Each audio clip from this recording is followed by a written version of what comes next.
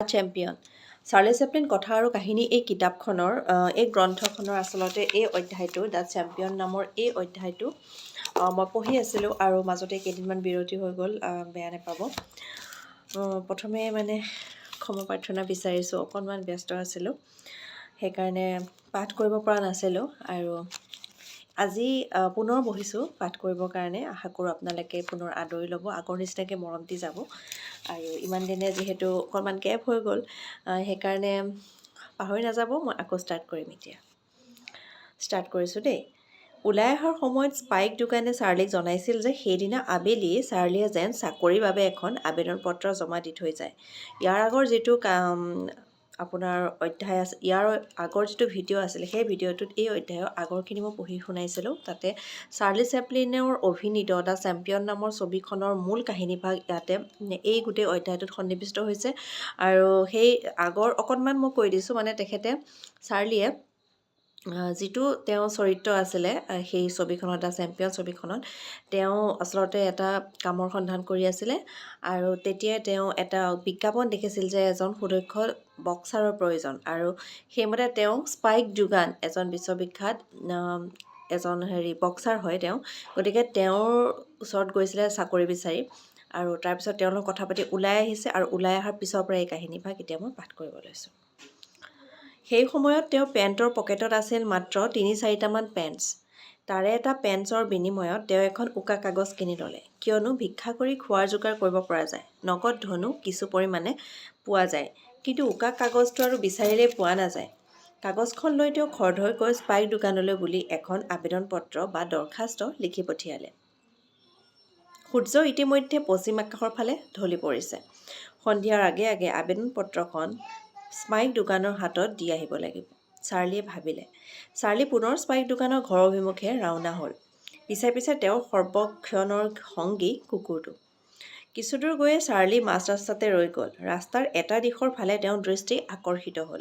তেওঁৰ চকুত আনন্দৰ ঝলক। ৰাস্তাটোৰ সেই দিশটোত এটা ঘোঁৰাৰ নাল পৰি থকা তেওঁ দেখা পালে। ক্ষয় যোৱাৰ বাবে ঘোঁৰাৰ মালিকে সেইটো পেলাই থৈ গৈছে। সাধাৰণ মানুহৰ বাবে এইটো মূল্যহীন। কিন্তু চাৰ্লিয়ে জানে যে ঘোঁৰাৰ পুৰণি নাল মূল্যহীনটো নহয়েই, বৰঞ্চ ই এক অমূল্য সম্পদ। মানুহৰ ভাগ্য নিয়ন্ত্ৰণৰ প্ৰতীক এইটো। সেই ভাবি তেওঁ ভঙা নালটো মাটিৰ পৰা বুটলি ল'লে আৰু কপাল আৰু বুকুত স্পৰ্শ কৰিলে। তাৰ পাছত তেওঁ সেইটো পৰম যত্নৰে কোটৰ বুক পকেটত ভৰাই থ'লে। ক'বতো নোৱাৰি, এই নালটোৰ বাবে হয়তো তেওঁ স্পাইক দোকানৰ ওচৰত বক্সাৰৰ চাকৰিটো পাই যাবও পাৰে। নহ'লেনো দৰখাস্তখন দিবলৈ নাপাওঁতে তেওঁ ৰাস্তাত নালটো পৰি থকা দেখিবলৈ পায়নে? এইটো তেওঁ অন্য সময়তো প্ৰত্যক্ষ কৰিব পাৰিলে হয়। যেন এক অবিশ্বাস্য ঘটনাহে ঘটি গ'ল। চাৰ্লিৰ কুকুৰটোৱে ডিঙি বেঁকা কৰি এনে ভাৱ প্ৰকাশ কৰিলে যেন ঘটনাটোৱে তাৰ শৰীৰত এক গভীৰ কৌতূহলৰহে সঞ্চাৰ কৰিছে। ভোকৰ জ্বালা ভীষণ জ্বালা। ইয়াৰ ওচৰত ভাল বেয়া বিচাৰ কৰা নাযায়। ভোকৰ ওচৰত জীৱনৰ মায়া পৰ্যন্ত তুচ্ছ হৈ পৰে। গতিকে চাৰ্লিয়ে কোনো চিন্তা নকৰি বক্সাৰৰ চাকৰিৰ বাবে প্ৰাৰ্থনা জনাই আবেদন পত্ৰখন জমা দিবৰ বাবে স্পাইক দোকানৰ আখৰা গৃহত আকৌ এবাৰ গৈ হাজিৰ হ'ল। অদূৰ ভৱিষ্যতত ইয়াৰ পৰিণতিও প্ৰত্যক্ষ কৰা গ'ল।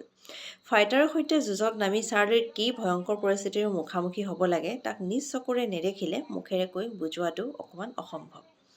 পিছদিনাৰ নিৰ্দিষ্ট সময়ত প্ৰতিযোগিতা আৰম্ভ হ'ল। দৰ্শকসকলৰ মাজত প্ৰবল উত্তেজনা।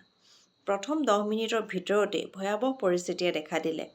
চাৰ্লিয়ে ওচৰতে বহি সকলো চাই আছিল। ইতিমধ্যে 3জনকৈ মুষ্টিযোদ্ধাক খৰধৰকৈ ধৰাধৰিকৈ প্ৰতিযোগিতাস্থলীৰ পৰা আঁতৰাই লৈ যোৱা হ'ল। ৰক্তাক্ত তেওঁলোকৰ দেহ, নাক আৰু মুখেৰে ফোঁফোৱাই তেজ ওলাব ধৰিছে। কেঁচা তেজ। এনেধৰণৰ বিভৎস দৃশ্য চকুৰে চাই থাকিব নোৱাৰি। প্ৰতিযোগিতাৰ কাম দ্ৰুতগতিত আগুৱাই গৈ আছে। কেইমিনিটমানৰ পিছত চাৰ্লিৰ পাল পৰিল। তেওঁ বক্সাৰৰ পোছাক পিন্ধি ল'লে। বক্সাৰ ৰিঙৰ মাজত সোমাবৰ বাবে তেওঁ নিজকে সাজু কৰিলে।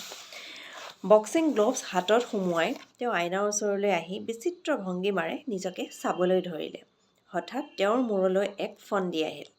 কোটৰ পকেটৰ ভিতৰত থকা যিপাত ঘোঁৰাৰ নাল তেওঁ লুকুৱাই ৰাখিছিল, সেই পাত তেওঁ গ্লভছৰ ভিতৰত সুমুৱাই ল'লে। অৰ্থাৎ হাতৰ যিটো গ্লভছ পিন্ধে তাৰ ভিতৰত তেওঁ ঘোঁৰাৰ নালটো সুমুৱাই ল'লে। ই ৰক্ষা কৱচৰ কাম কৰিব। মাত্ৰ কোনোমতে প্ৰতিপক্ষক এটা আঘাত সুবিধামতে লগাই দিব পাৰিলেই হ'ল। আৰু কোনো কথা নাই। পৰাজয়ৰ যি ভয় জন্মাইছিল সি জীৱনৰ বাবে হেৰাই যাব। বছ জয় অনিবাৰ্য। প্ৰতিযোগিতাৰ সময় আহি পৰিল। উভয়ে বক্সাৰৰ পোছাক পিন্ধি ল'লে আৰু বক্সাৰ ৰিঙৰ ভিতৰত প্ৰৱেশ কৰিলে। প্ৰতিদ্বন্দ্বীসকলৰ বুজাৰ ক্ষমতা নাছিল যে চাৰ্লিয়ে কি কৌশল অৱলম্বন কৰিবলৈ গৈ আছে। নিৰ্দিষ্ট সময়ত বিচাৰকে হুইছেল বজাই বজাই বক্সিং ৰিঙৰ ভিতৰত হাজিৰ হ'লহি। চাৰ্লি আৰু তেওঁৰ প্ৰতিদ্বন্দ্বী মুখামুখিকৈ থিয় হৈ বিচাৰকৰ হুইছেল বজোৱালৈ বাট চাই ৰ'ল। হুইছেল বাজিলে এজনে আনজনৰ ওপৰত জঁপিয়াই পৰিব। গতিকে ইয়াৰ পিছৰ কাহিনীটোত মই দুই পক্ষৰ মাজত কেনেকৈ যুদ্ধ হৈছিল, মুষ্টিযুদ্ধ, আৰু তাৰপিছত কি পৰিণতি হ'ল সেই বিষয়ে আপোনালোকক জনাম। আজিলৈ এইটো ভিডিঅ'ত এইখিনিতে সমাপ্ত কৰিছোঁ। বেছি দীঘল হ'লে অকণমান অসুবিধা হয়, চাবলৈ অকণমান আমনি লাগে নহয় জানো, সেইকাৰণে এইখিনিতে সামৰি দিছোঁ। আজিলৈ আহিছোঁ, বাই বাই, নেক্সট ভিডিঅ'ত লগ পাম।